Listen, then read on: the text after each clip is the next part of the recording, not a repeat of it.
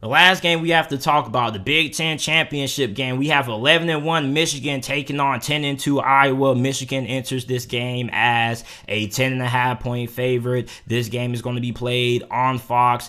8 p.m. Eastern Time kickoff. Michigan got one of the biggest wins in their program this past weekend when they defeated Ohio State 42-27, and Iowa defeated Nebraska 28-21. Now, I'm pretty sure a lot of you guys who are watching this preview probably don't watch a lot of Iowa football.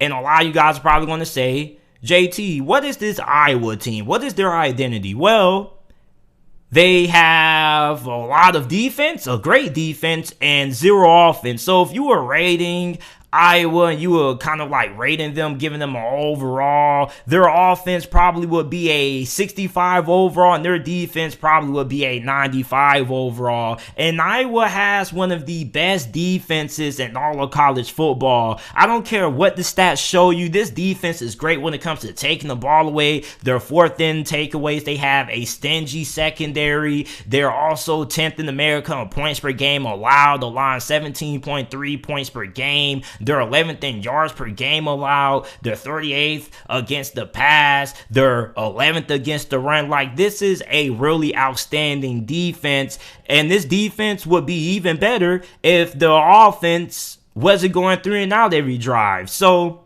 all you really need to know about Iowa football, if you're a Michigan fan, is that this defense is really good. This offense isn't really anything. As a matter of fact, we don't even know who's going to be the starting quarterback for Iowa in this game. Now, Spencer Petras has been the starting quarterback for Iowa for the majority of this season, but he missed the previous 2 games before the Nebraska game that they won this past weekend. Before this Nebraska game, he missed their last 2 games. Now, he ended up coming back in the second half of that Nebraska game. He played pretty solidly. He didn't really do anything outstanding. He just did what he needed to do to put Iowa in a position to win the game. Now, they have another quarterback in Alex Padilla. I'm sorry if I mispronounced his name, but he was the starting quarterback for the Hawkeyes during Spencer Petras' absence when he was battling that injury. He played the first half under center for Iowa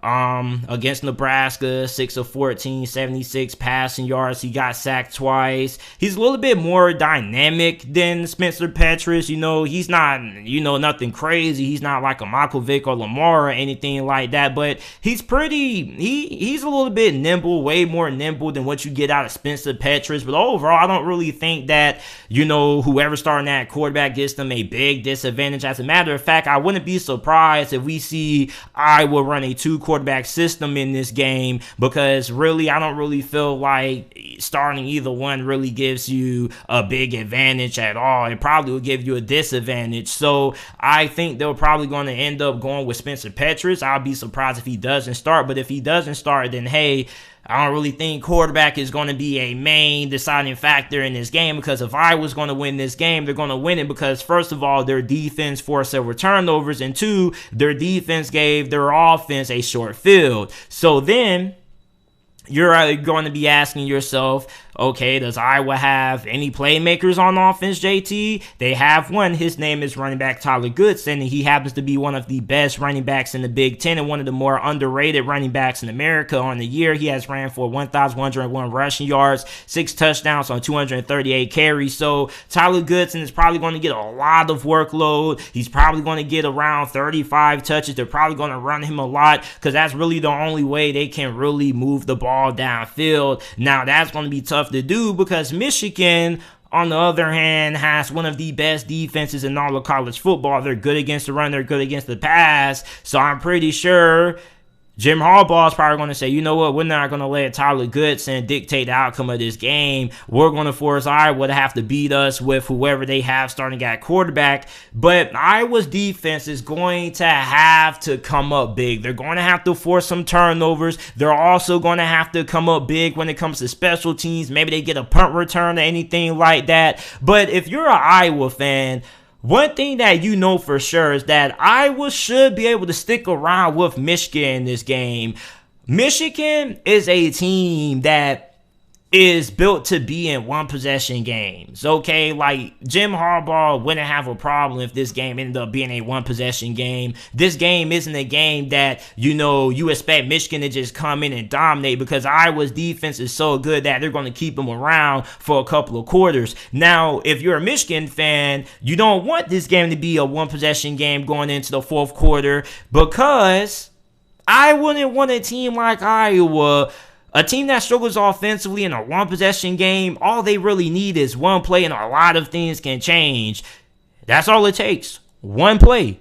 So I wouldn't want a team like Iowa hanging around in the fourth quarter. If you're Michigan, you probably want to go into the fourth quarter up 2 possessions. Because if Iowa gets down by more than 2 possessions at any point of this game, it's pretty much over. Because then you can't even attempt to run the football. You got to throw the ball to get back into the game. And then you're going to play right into the hands of Michigan. And what is Michigan's strength?